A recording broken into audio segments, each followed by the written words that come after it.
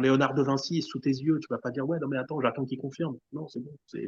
C'est un génie, c'est comme ça, c'est quelque chose que tu n'as jamais vu, que tu reverras jamais. Les plus grands joueurs de tous les temps ne Deva Padou. En 5, Johan Cruyff, le plus grand génie, dans le sens, pas le plus génial, mais dans le sens le génie le plus abouti. Parce qu'en fait, il a été un joueur génial, un entraîneur génial et un bâtisseur génial. Je sais que quand il est mort, l'équipe a titré, je crois, il était le jeu. Et en fait, c'est exactement ça. Le quatrième, ce serait Ronaldo Fenomeno. R9, le plus impressionnant que j'ai pu voir, la combinaison la plus folle entre vitesse, puissance, technique et efficacité. Je pense qu'on n'a jamais atteint ça. Je pense qu'il y avait un avant, un après Ronaldo Fenomeno. Et si ce type-là ne se fait pas les genoux, qu'est-ce que ça devient en fait? Le troisième, je me déteste déjà de dire ça, parce que pour moi, c'est mon plus grand. Et après, je prends un pas de recul et je le mets seulement troisième, alors que je brûle d'envie de le mettre à la première place, et ça va être Maradona. Tu sais, on dit qu'un joueur ne fait pas une équipe. Bah, c'est le seul joueur qui était capable de faire gagner une équipe à lui seul. C'est le seul joueur qui est capable de prendre l'équipe d'Argentine la plus mesquine de tous les temps et d'en faire la championne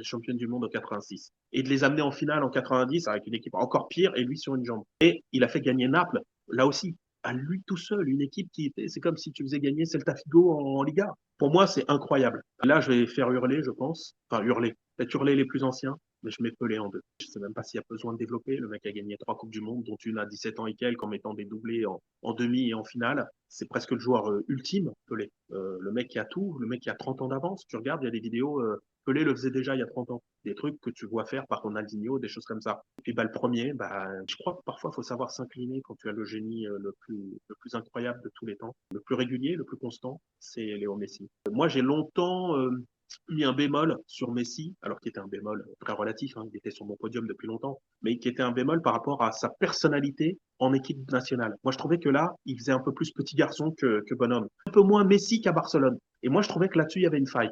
Et puis 2022, 2022, il m'a retourné, mec, au buzzer de sa carrière quasiment, parce que en vrai, c'était sa dernière vraie occasion. Le type sort 7 Coupes du Monde, il sort 7 finales et il va la gagner. Et là, je me suis dit, bah, en fait, il n'y a plus besoin de. Pourquoi tergiverser? Pourquoi bouder son plaisir? Quand Léonard de Vinci est sous tes yeux, tu vas pas dire, ouais, non, mais attends, j'attends qu'il confirme. Non, c'est bon. C'est un génie, c'est comme ça, c'est quelque chose que tu n'as jamais vu, que tu reverras jamais. Et si, bravo. Merci pour tout.